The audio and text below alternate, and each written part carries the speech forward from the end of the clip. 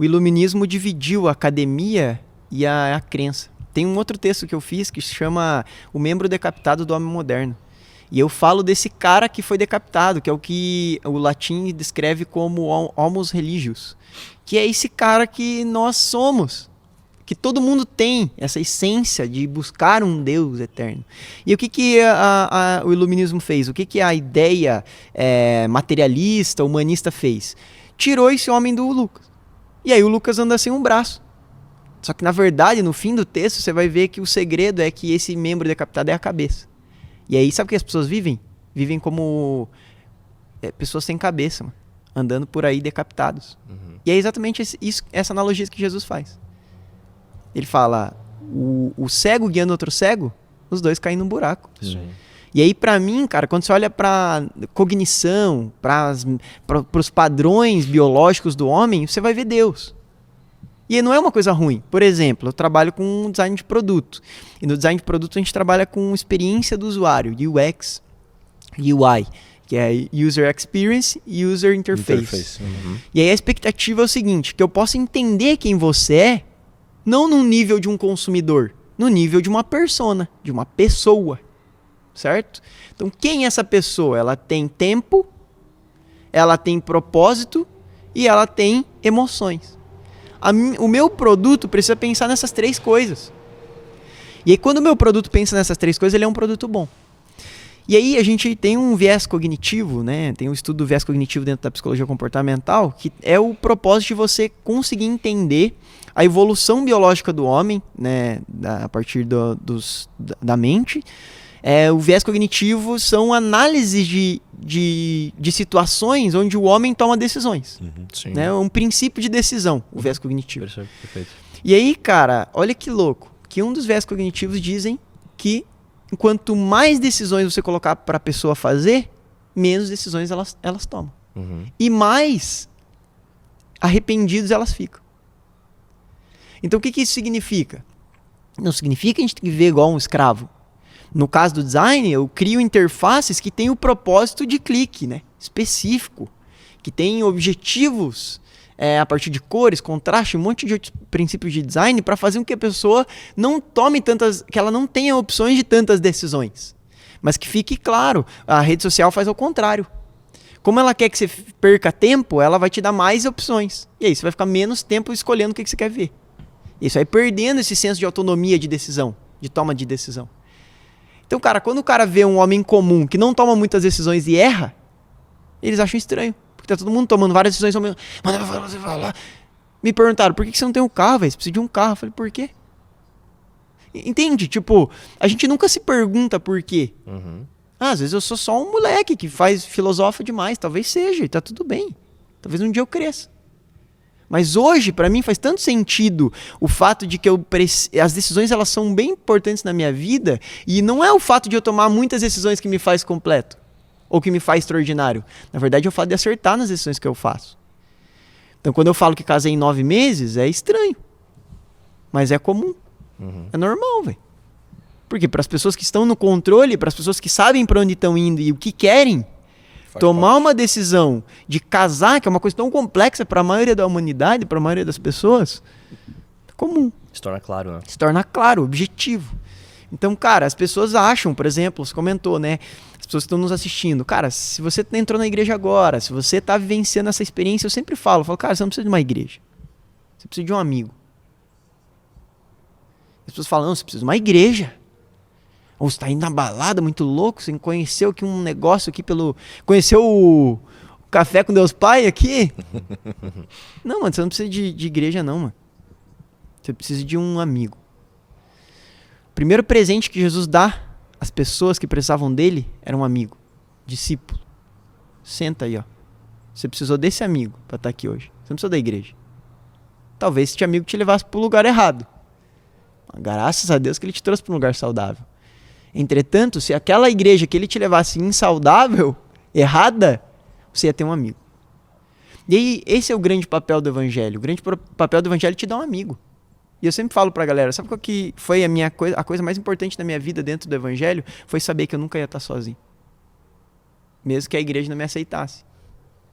E se amanhã a igreja não olhar pra mim e falar, cara, você não presta mais? Paciência, mano. Eu tenho um amigo. E essa é a primeira cognição que você precisa fazer. Eu não sou daqui. Eu não sou comum para a humanidade, mas eu sou comum para o céu. E eu tenho um amigo comigo todo o tempo. E isso, cara, te faz viver uma vida tão extraordinária, tão intensa, que aí você não consegue mais entender a ausência de nada. E aí, pra mim, é isso, assim. Tipo, depois que você compreende a amizade, depois que você compreende o discipulado, você se torna um apóstolo. E aí você funda uma igreja. Antes disso, é por isso que o Carl fala, a igreja não é pra todo mundo, óbvio. Porque ninguém sabe, mano, o que a igreja é. As pessoas acham que a igreja é um lugar, por exemplo, ele sempre fala, né, a igreja é hospital. Não, Jesus é hospital. Jesus fala, eu sou o médico. O médico vem pra quem? Pro sãos ou pro doente? Pro doente. Só que você sabia que na igreja não necessariamente tem Cristo. Cristo se encontra numa mensagem que muda a vida de alguém. E esse alguém com esse Cristo, que é parte do corpo de Cristo, muda a vida do outro. E esse outro muda a vida do outro, e muda a vida do outro. E essa reunião se chama igreja. Excelente.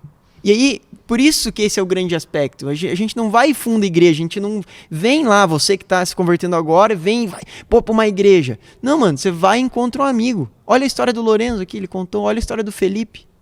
Todo mundo, mano, começou com um amigo. Exato. E aí onde tiver 2 ou 3 em meu nome. Ponto. Então eu falei para um amigo, um menino hoje, esses dias no trabalho, o Espírito Santo, né, cara, não fui eu. Eu olhei para ele assim, eu falei, cara, ele veio me começar a falar, reclamar da igreja dele. Falei, mano, né, para de ir na igreja, velho. E ele olhou assim. Aí chocou. Falei, para, cara, você não tá indo na igreja.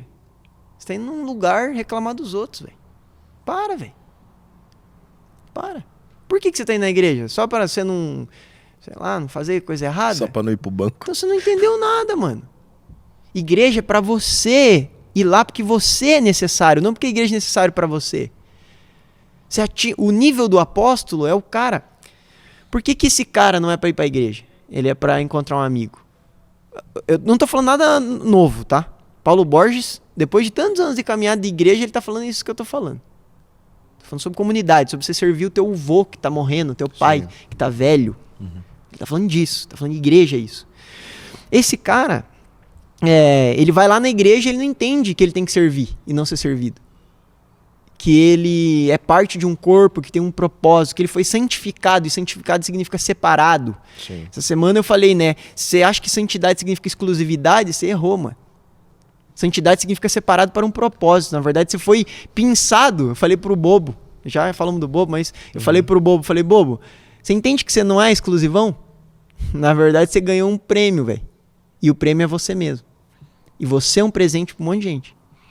E se você não entender que você é um presente para um monte de gente, você vai usar aquilo que Deus te deu, a santidade que Ele te deu, a exclusividade que Ele te deu, como exclusividade para ser melhor que os outros. E aí você não vai fazer o que você tinha que fazer. Exato. Agora, quando você entender que você é um presente para o outro, é por isso que você foi separado no deserto, é por isso que você foi cegado, é por isso que você matou lobo gigante, é por isso que você fez um monte de coisa extraordinária, separado, para que você agora seja um presente para as outras pessoas.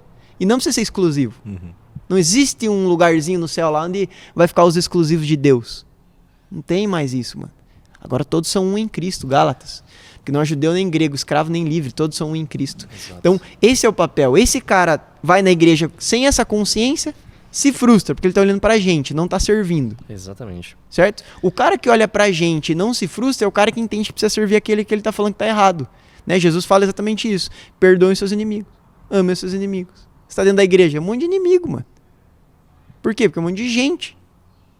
E aí, se eu entendo dentro da igreja que o meu papel é servir, que eu sou membro do outro, vocês são membros uns dos outros. Só existe um pão. Não foi isso que eu li domingo? Quem? Vírgula. Nós, que estamos em Cristo. Eu sou o pão. Você é o pão. Eu te alimento com a palavra que é viva em mim. E aí virou uma parada assim, que o Carl sempre fala, que a gente vai na igreja para pegar e não para servir. Então, esse é o grande papel. E aí, esse cara, ele tá indo lá e fazendo isso. Aí ele se frustra, sai da igreja e fala mal da igreja.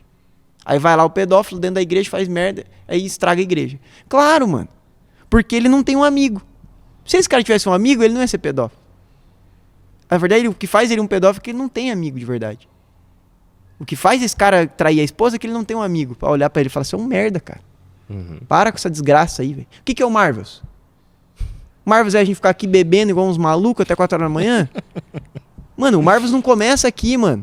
As pessoas que acham que senta ali, o Marvels começa ali ou termina ali, são, desculpa, mano, são malucos, são ignorantes. Não entenderam o Marvels. O Marvels começa antes e ele continua depois. Eu fiz um monte de amigo aqui, mano. Uhum. Não porque eu precisava das pessoas, mas porque as pessoas precisavam de mim. É isso que muda tudo. É assim que você é pensado. Nossa, é legal, você é diferente, mano.